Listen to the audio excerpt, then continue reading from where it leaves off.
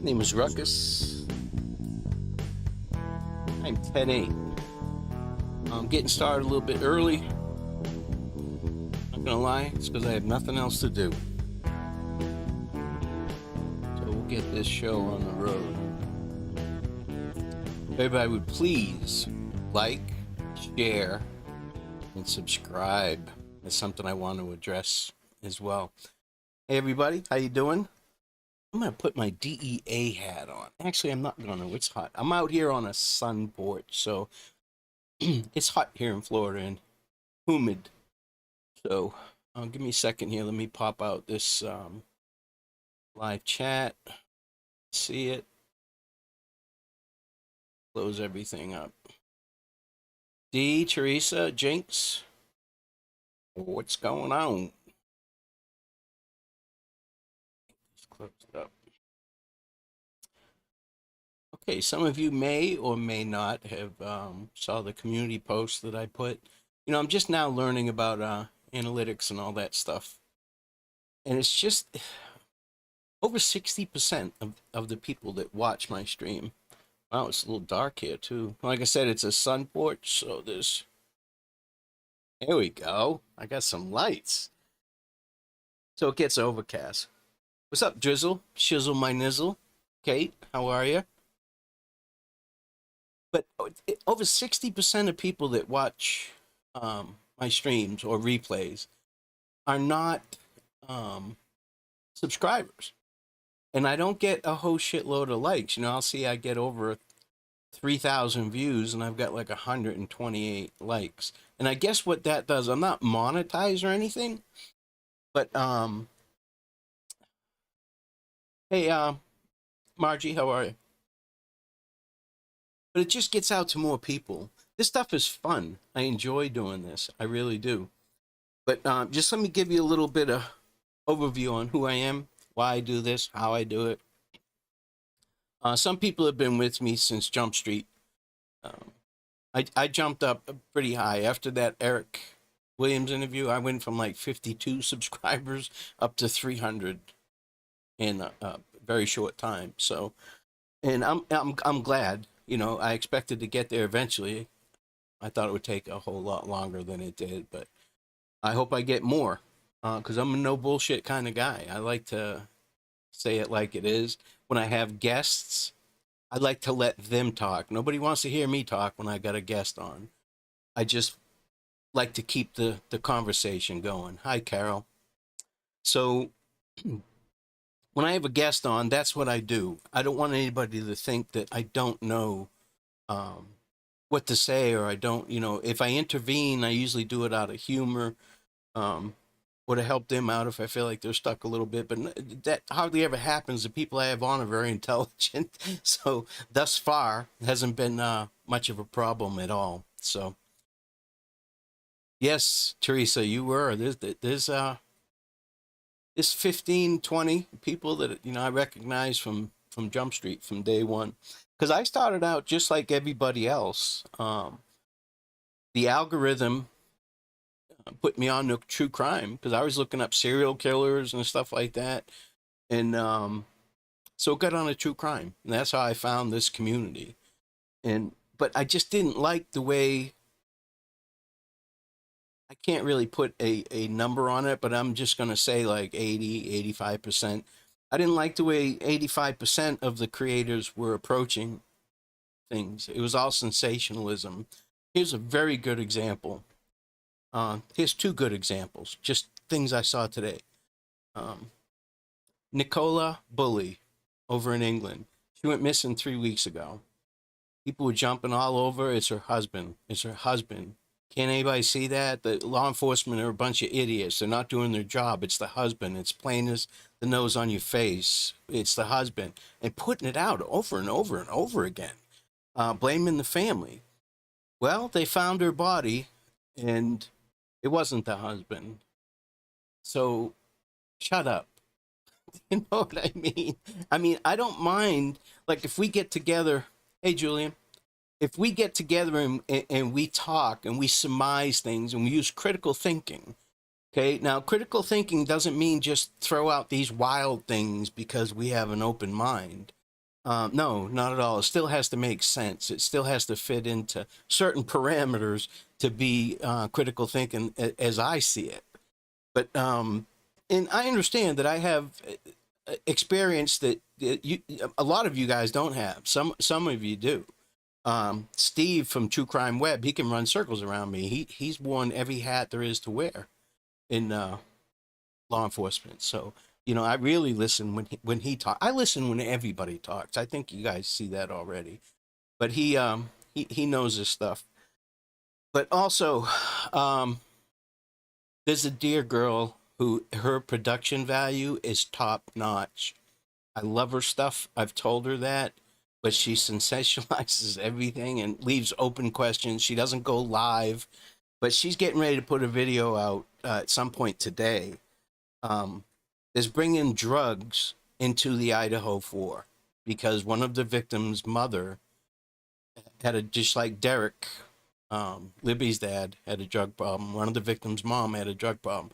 So she's trying to introduce drugs into it, and she's got a 2-part series lined up for it.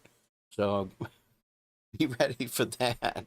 But that's exactly why I do this, because I got tired of seeing it. I'd be sitting here yelling at my computer. I'm pretty passionate when it comes to this kind of stuff. I have personally seen people falsely accused one guy of murdering a little girl, falsely accused of it, and he was all over the news. I processed this guy, and he was scared shitless. I'm not kidding you. You could see right into his soul. He was afraid, and it wasn't him. So I just don't like that. I don't like people pointing fingers. Now you can have POIs, stuff like that. I agree with that, but just have a good reason to have some kind of evidence. Not, well, I've got a hunch. If you got that, that's fine. But just say, well, listen, what if? If you start off with what if, then I'm fine with that. But anybody that comes right in, charging in, saying, well, it's this person. If you don't think that's true, then you got problems. We just got to critically think. What's up, Frank? Or Marv? That may be Marv. Probably is Marv. I think Frank comes in under Frankenstein. So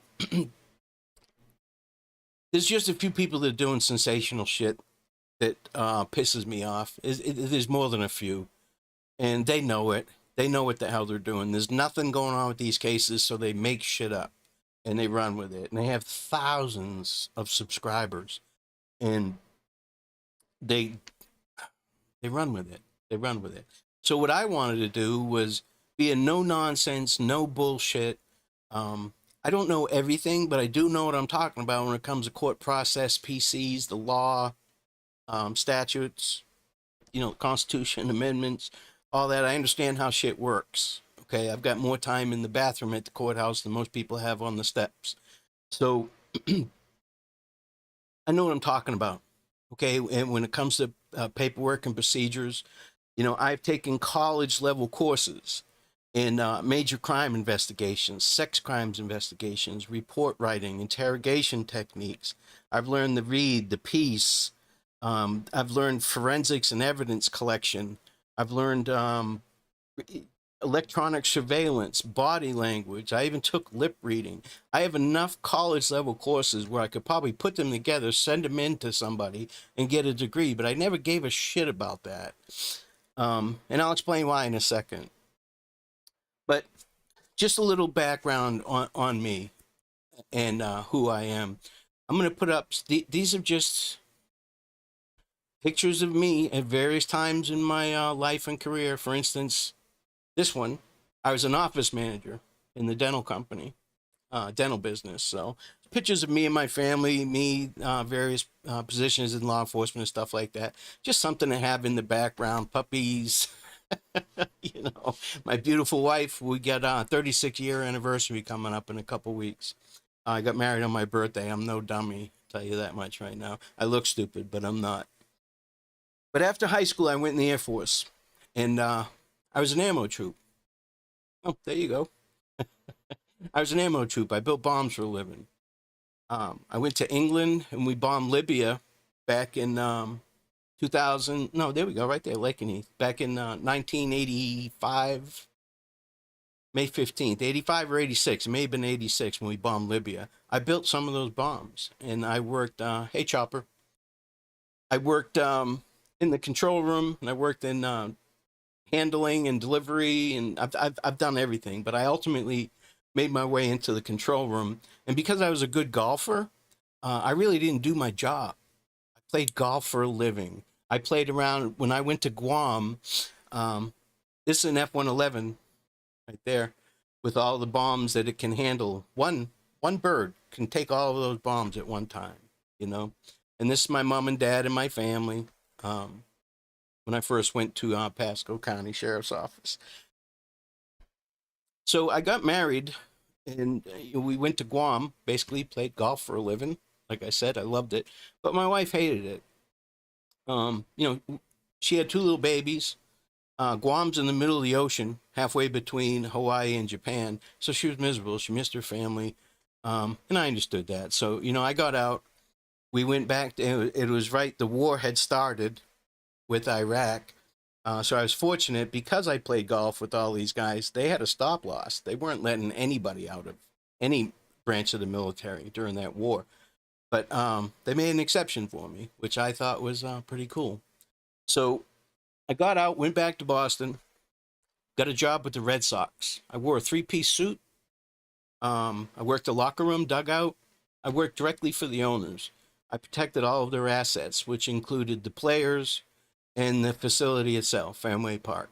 I got a bunch of stories about working there. But one winter is all it took. I'm sitting up in a luxury box, twiddling my thumbs. There's 2 feet of snow on the field at Fenway Park. I'm there to make sure that no drunk kids climb over the wall and come paint a big penis on the green monster or something, But I was like, bump this, I'm not staying here. I'm going south. The internet had just come out. So I applied for and was accepted to the Department of Corrections for the state of Florida. And they even offered to sponsor me, which means they paid for the academy, and paid me while I was in the academy. And the reason they were hiring, they hired, I think, 32 of us. They just opened up a brand new death row right next door to Florida State Prison, where the old death row was, and old Sparky, the electric chair. So they opened up this new death row, and that's where I worked.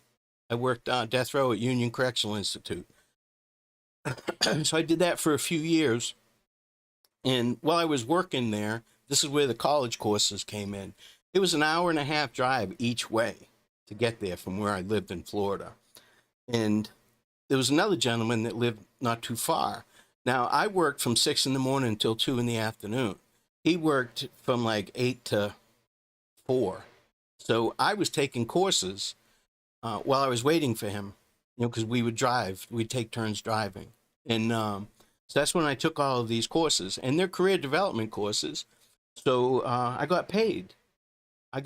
For every 3 or 4 that I took, I got an extra $25 a month. I maxed that shit out.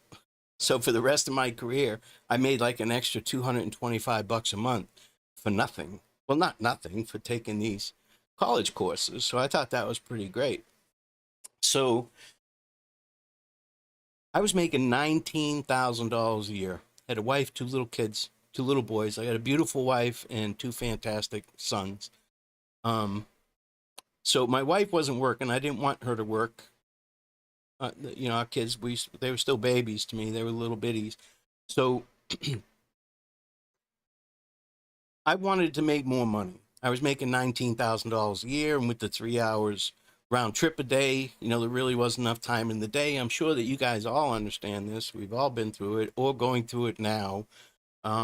Looking back, though, it's just part of life. It was difficult then. I want to spend more time with my wife and family, but just couldn't do it. So my parents retired. My dad retired and moved to Florida, just near Tampa. So a buddy of mine that worked at death row with me helped me come and move their stuff out of storage. They paid for a company to move it from Boston down to storage here, but we helped them move in. And we stopped by the sheriff's office, and they basically hired us on the spot. So I went, and I'm not kidding you either. This is overnight. I went from making $19,000 a year working for the state to making $34,000 a year working for a county. Huge difference, huge difference.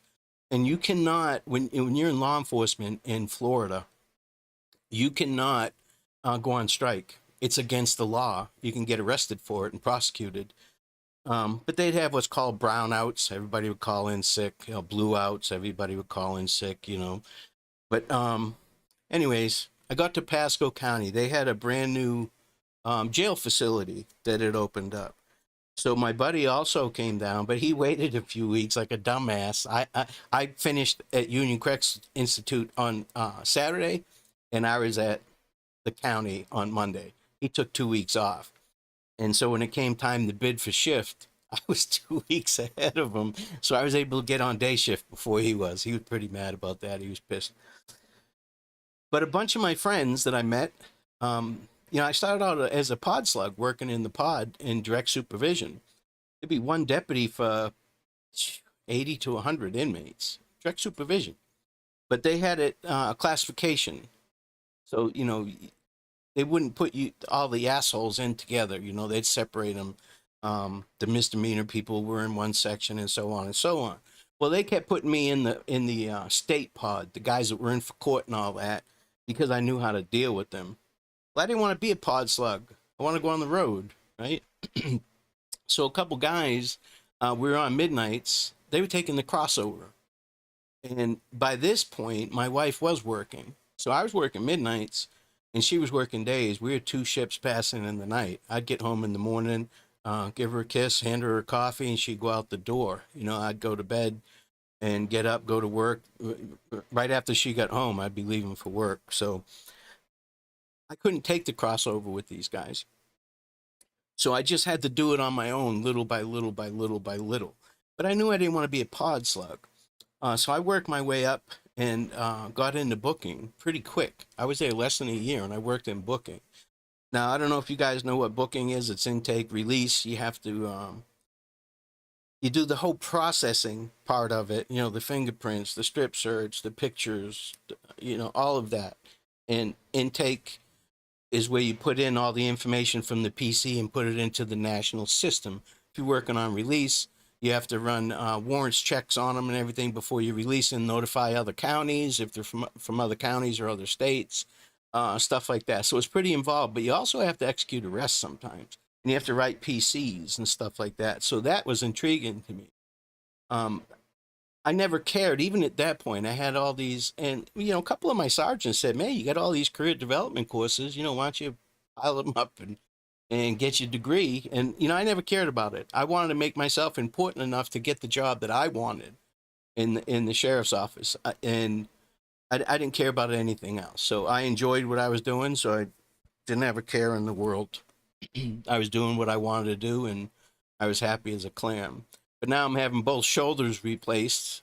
Just got one done on December 22nd, a full reverse shoulder replacement. And now I'm getting the second one done on April 9th.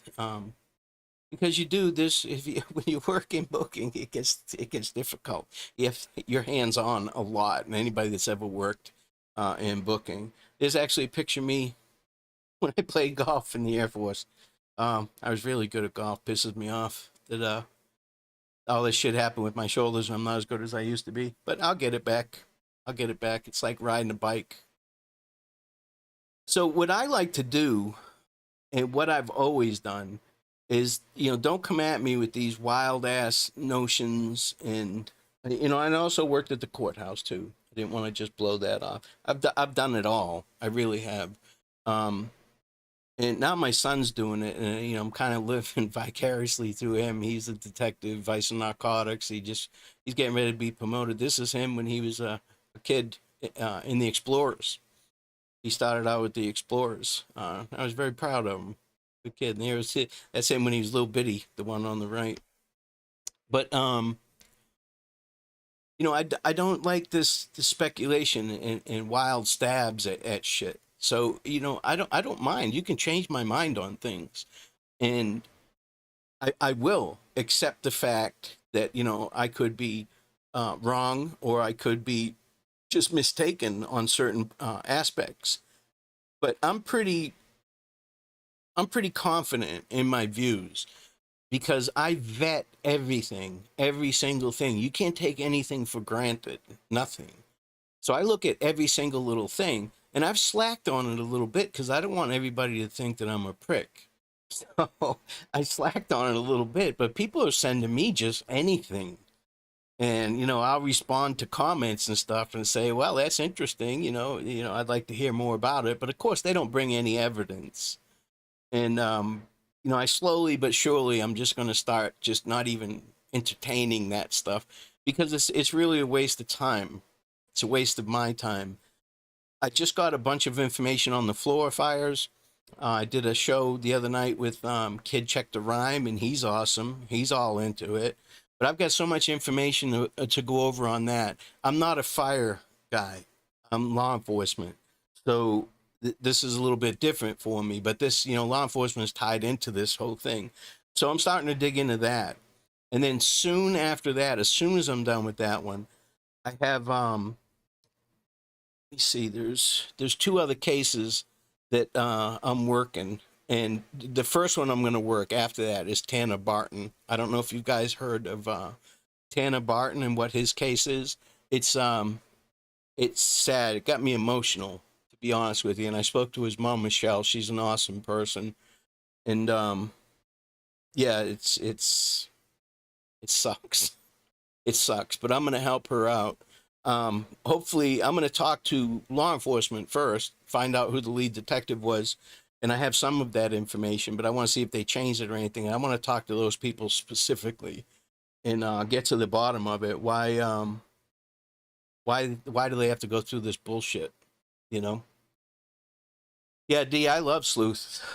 I love sleuth, but I think we have totally different views on things. Um, But that's fine. I don't mind that. I would work with any of those guys, to be honest with you. Collaborations are never a bad thing, ever. But after that, let me see what else I've got. And I've got somebody to work with on Tanner's case as well. She's from Massachusetts, so she can't be all bad. So I'm gonna be diving into that one hot and heavy. It's gonna be some good stuff. Let me see. See Michelle. I've got a few other cases. There's the Barlow case. So I'm gonna start diving into this stuff hot and heavy. I've made some promises to some moms, and I'm gonna keep them. You bet your ass, I'm gonna keep them, and I'm gonna make sure that we get this shit taken care of. Christina, I spoke with her. Her daughter is Angie Barlow, and so she's gonna be next. So yeah, Teresa, it breaks my heart too. And Michelle's an awesome person, and her and her husband Jeff don't deserve this bullshit. And not only for their sake, but Tanner's sake, I'm not going to take no for an answer. So I'm gonna talk to these people. And fortunately, I've done most of their job, so I know how to talk to them. I know when they're bullshitting. I know when they're sloughing me off, and I'm just not going to take it. I'm not going to take it. So once I get armed with the correct information, they're kind of screwed. They're not going to be happy Sunday, Vanessa. They're not going to be able to blow me off. It's not going to happen. And whatever I can do live, um, when I had Eric and the Prof and Kid Check the Rhyme on, it was, I just let me take this off. It was just I had my phone on a tripod near the microphone. So I want to do the same thing when I call these um, the detectives and the such. Hey, Miss Thang. So I'm gonna have to tell them right off the bat, hey, I'm Ruckus. I'm doing a live podcast. This is live. I need to ask you a couple questions. They may hang up on me, and if that's the case, I'm not going to break the law. I'm not going to record them without telling them. I'll just play like any other news agency does.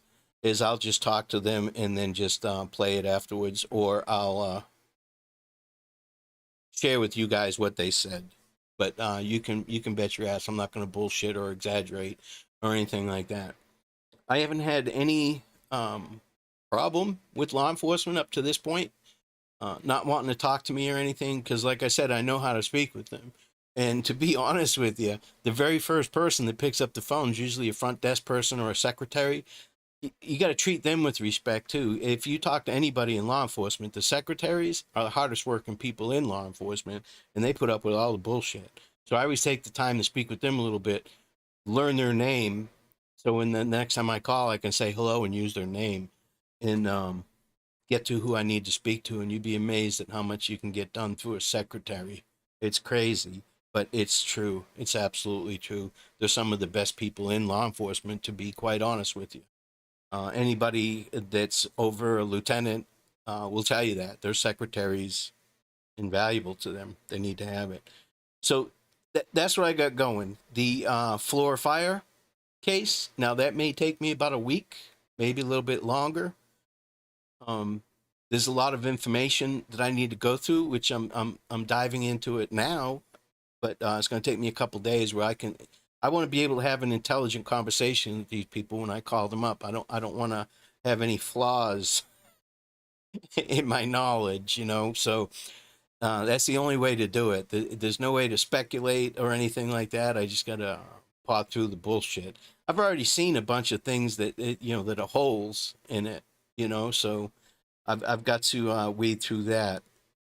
Now, if some of you watched Cold Case the other night, Greeno was on there, and I offered him to come on here and talk to him. But like I was just saying, he's going to be vetted. Everything that he says, him and I are going to talk beforehand, and I'm going to have to vet everything. And if I'm not happy with it, I'm not just going to have just anybody on live. So if you're on the up and up and you tell the truth, sure, I'll help you. I'll help anybody. But you got to be able to prove it. Yeah, the Boston Terrier, Vanessa, with the blue eye, that is Ruckus. That is Ruckus. He's I miss him. That's him right there on the water. He loved the water. The two I have now, they won't go near the water. Ruckus would jump in the water all day long. All day long. You couldn't get him out of the water at all. But that's what I'm about. I'm about getting shit right. No bullshit. If you want to talk theories, I'm fine with that. But if I'm going to have you on my show like I did the prof, now me and the prof, we don't agree on anything, hardly anything. But I love that guy, and he's not trying to convince me of anything, which is what I like. I don't mind that at all. Don't get pissed at me because I don't agree with you. I'm pretty set in my ways. If I think it's correct, well then, good luck. But I have changed my mind. People have steered me in the other direction, and I don't have a problem with that. So, and by the way, those are nukes right there with the red tips. Can you imagine walking into a building like that full of nukes, and there'd be like 10 of them. It was like that in England, and especially when I was up in Maine at Loring Air Force Base, Maine. It's way up in the tip. This is the crew from Guam. When I was in Guam. But the tip of Maine was the closest base to, as the crow flies, to Russia. So we had an alert crew, B-52s, that were always ready, and they had what's called SRAM units, short-range attack missiles. It looked like the wheel part of a revolver, and it had 7 nukes on it. So it would drop down out of the belly of the plane and shoot one, and it would rotate, shoot the next one, rotate. So that's crazy. It's crazy. But we keep 3 jets and their crews 24 hours a day, 7 days a week, ready for that. And I'm here to tell you, those nukes need to be shiny and pretty. The Air Force would lose their fucking minds if those nukes weren't shiny and pretty. So we worked on those a lot.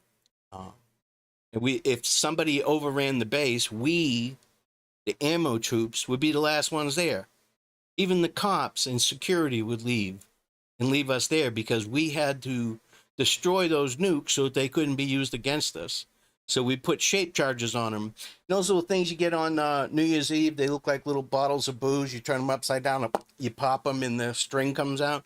Well, they look like that with a hole through the top. And there was Velcro patch about that big around on all the nukes.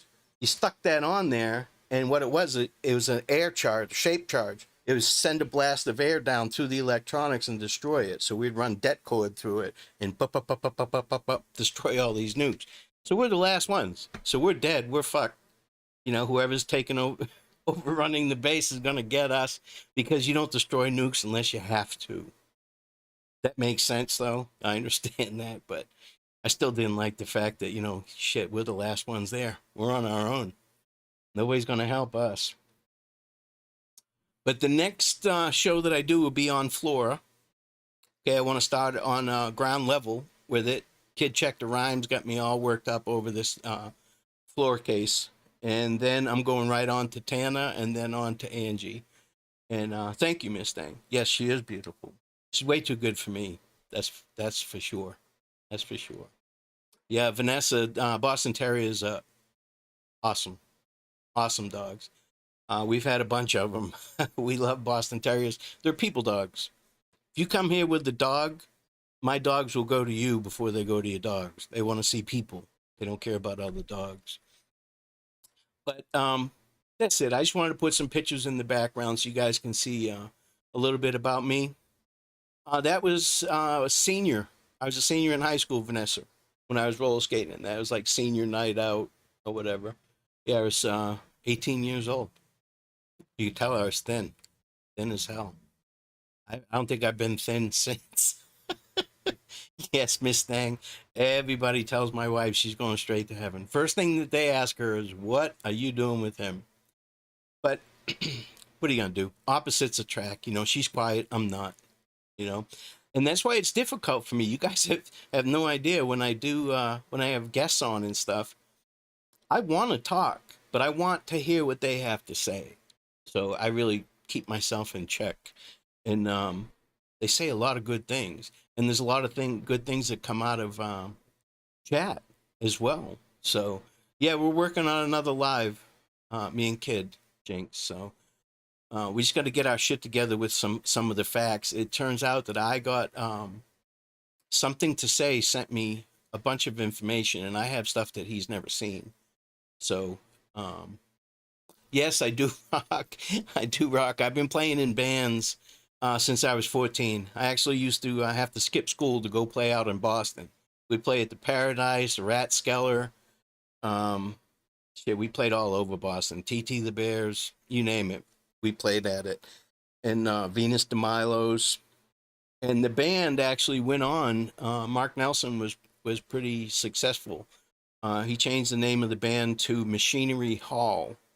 If you look up Machinery Hall from Boston, Mark Nelson, that was the band that I was in since I was a kid. And then once I get out of the service, you know, I got back into music and actually got back together with Mark. And we did a little bit of stuff together. But I've always been in bands. Because of my shoulder surgery and stuff like that, this is the first time in a long time that I haven't actively played. You know, at least I would go out to karaoke nights, if nothing else, and do a little Elvis. Or something. But yeah, Angie Barlow, Indie Pam, that's, you know, I don't like it. I don't like this. None of this shit passes the sniff test for me. Tana and Angie, I'm on your side, kids. We'll get to the bottom of it. I promised you moms that I would help, and I'm gonna help. I'm gonna do everything in my power to do it, and I'm not going to take no for an answer. They can tell me no, but I know better. I know better. I know what I can ask and how hard I can ask it or should ask it, put it that way. So, yeah, Ratskeller is awesome. That was an awesome place. Hey, Digital. But as soon as I get back to healthy, you know, I still have all my musical equipment. As a matter of fact, I'm using my Shure microphone that I use for vocals to do this. So it's getting used anyways, which is a good thing. And the interface, I can use that for recording and stuff. But I'm not really that good. I'm a ham. I'm a front guy. I can remember lyrics. I can keep in tune. You know, I can sing. So you don't have to be a good singer. You just have to have a good time. And that's what I was all about. People used to enjoy coming to see us because I would have so much fun doing it. The other guys, I don't care if they were nailed down to the floor. Everything I had was wireless. My guitar, my microphone, everything. So I'd be out there, usually embarrassing my wife. Go sit next to her and sing to her, but yeah, she's she thinks I'm a pain in the ass, which I am. But um, I'll put some more. I have more music stuff. Hey, Mother of Dragons, how are you? I have some more music stuff that I'll put up. I've actually got some Machinery Hall music from when I left, moved to Florida, is when they took off. So I had a wife and kids. I couldn't have done. They traveled the whole college circuit, and actually Mark did really well. He signed with Sony, so it was an honor to know Mark and grow up with Mark. He's a good friend. He's always been a really good friend. Yeah, band wives are a special breed. And my wife was a hey, Cold Truth. And my wife was a golf widow. Hey, Mel, sorry about the other night. I didn't want you to get the wrong. No, don't worry about it. Don't worry about it. I felt worse that you had the wrong impression of me. That's what I was worried about. I wasn't worried about what happened. Whatever's going to happen with that is going to happen. So I don't care about that. I just don't want you to think I'm a schmuck, because I'm not. I'm on your side. Always have been, always will. I think that you're a doll, Mel, and I like your style. I like the way you do things. This is Ruckus right there with my grandson sleeping on him. How cool is that? That's my favorite picture ever. And that other picture, actually, let me go back to that one. You guys will this picture right here, that is me, the big picture, and the top picture on the right is my son Randy, and below is my grandson Declan, all at 8 months old. Now you tell me, DNA test for what? I mean, look, we look like the same kid. It's amazing. I looked at that picture and I was like, holy shit, we all look exactly the same. We don't need a DNA test around here anywhere, that's for sure. But getting back to you, Mel, I understand. I understand. You had other things on your mind, so I totally understand. And yes, today is a new day. It's a good day. It's a very good day. But the next time that I come on alive will probably be a couple days or so, and we will. I'm gonna have Kid check the Ryan back on because he's awesome. He's fun to work with. He's funny. He has a great sense of humor. The prof has no sense of humor. No, and he admitted it to me. He said that he misses some of my jokes until afterwards. I love that guy. He is so fun. He's such a great guy. The prof is such a great guy. I wish he would do his own show. And if you guys join his Discord, you'll see that he is thebomb.com. So please, if you would, like I said, I'm not monetized. I'm not sweating that stuff. The algorithms are cool. I like doing this. I would love to pop up in the top 10 anyways when somebody puts in that they're checking into a case. And I guess that's how it happens. That CB behind me in that picture, that's me and my buddy Barry. That is the CB that I met my wife on. Can you believe that? That was before cell phones. We had a CB radio, and that's how we talk and meet up with people. It's so funny. God, I forgot all about that until I just saw that picture. I forgot that was in that picture, to be honest with you. But that's who I am. That's what I'm about. That's what I have going on. And that stuff's coming up pretty quick. So I'm going to work the Florifier, hot and heavy. Anything that comes across on Delphi or the Idaho 4, I'll hop on and comment on that and present that. But there's so many great creators out there that are covering those things. Yeah, AOL chat, I remember that too. Yahoo chat, AOL chat, IRC, all of that. It was cool to us because it was so new, you know. It was crazy. Yeah, I met her on a CB radio. So my kids laugh at it. It's right. My grandkids really laugh at it. They tease me about it all the time. But hey, look, I scored big time. I lucked out. You know. Oh, so if he was in Maine, something to say, he must have been at Loring. I think that's the only base. Then there was Pease Air Force Base in New Hampshire. was the next closest one. So Loring was way, way, way up there. My wife, when we first got married, when she first moved up there with me, she got a job at the sub shop across the street. And that guy that owned the sub shop made more money doing Canadian to American and American to Canadian money than he did selling subs. That's how close it was to the Canadian border. If you look it up, Limestone, Maine. And when that base closed, I feel bad because I had a lot of local friends there. I played on local softball and stuff. And plus, I played golf with all those guys up there. The locals, they all lost their jobs. That was the whole economy. Whole economy. Thank you. Anybody that's commented on my family, I appreciate that. I don't like to share a whole bunch, but I figured, if you guys know who I am and what I'm about, well, then maybe you'll understand where I come from, you know. Yeah, that ding, ding, ding, ding. It took me forever to figure out that I could turn that off because I work midnight shifts. So I didn't want to wake my wife up on my days off. I didn't switch back. I would stay up all night. And then, because I would get physically ill if I tried to switch. I worked 3 on, 2 off, 2 on, 3 off. So if I work Monday and Tuesday, be off Wednesday, Thursday, and then work Friday, Saturday, Sunday. Then I'd be off Monday and Tuesday, work Wednesday, Thursday, be off Friday, Saturday, Sunday. So every other weekend was a 3-day weekend. And if I took off the Wednesday and Thursday on my short week, I had a whole week off for 2 days. It only cost me 2 days worth of vacation time. But good luck taking it. Good luck taking vacation when you work in my job in booking. I made myself too valuable to lose, but I also made myself too valuable to get any time off. And I won a bunch of awards and stuff. You see some of it up there. But just doing my job, it was interesting to me, so I did it. I did it with all my heart. Yeah, the phone would, or you could fix it so the phone rang busy, too. And that used to piss my mom off. If she called and it was busy, busy, busy. What are the kids on the internet? Oh, yeah, absolutely. Absolutely.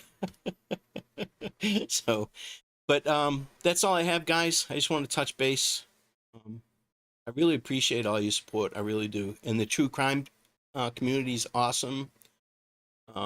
And Mel, you know who I'm talking about. There's creators that are creating, not on purpose, but they're getting a little tight knit group of people that are honest and that are doing the right thing. And I'm trying to get in with that group. I'm trying to be accepted by that group, so that maybe we could work together on some of these things and push out these assholes that are doing it for clickbait. I understand everybody's got to make money, but Jesus Christ, talking about people's lives here, Big Fish, Big Fish. We both. Oh, let me see her name. There's a female comedian, Big Fish. I saw that you commented. She did some stuff on Delphi. She cracked me up. She cusses too. She's from Indiana, and she's a cusser. Thank you, Digital. Thank you. I appreciate it. Give me a second here. I should be able to see it. Sandra Edgell. Edgell. Hilarious. She's very hilarious. But I'll catch you guys later. I'll put out a something in the community thing when I plan to do it next live, but it's going to be, unless something drastic happens in Delphi or the Idaho 4, it'll be on floor. I'm going to start from the ground level on that one. I'm going to make some phone calls as well starting tomorrow, and we're going to get to the bottom of that. One way or another, we're all going to be of the same opinion by the time I'm done with that one. So you guys have a great day. Enjoy the rest of your Sunday. Sunday fun day. And I will catch you guys later. Don't take any wooden nickels. I love CD. CD's awesome. But he's got a lot more experience than I do in the field. And that's why I appreciate him and Steve from True Crime Web so much. Because, I know what they're doing. I know everything that they know. Just haven't been to the crime scenes that they have, But enjoy the rest of your Sunday, guys. Don't take any wooden nickels. And we'll get this thing rolling. And next time I talk to you, it'll be something good about the floor fires.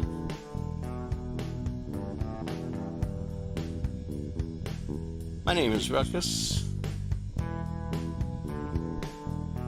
9-10-7. You guys have a great day. Thanks for coming out. I appreciate it. I really do.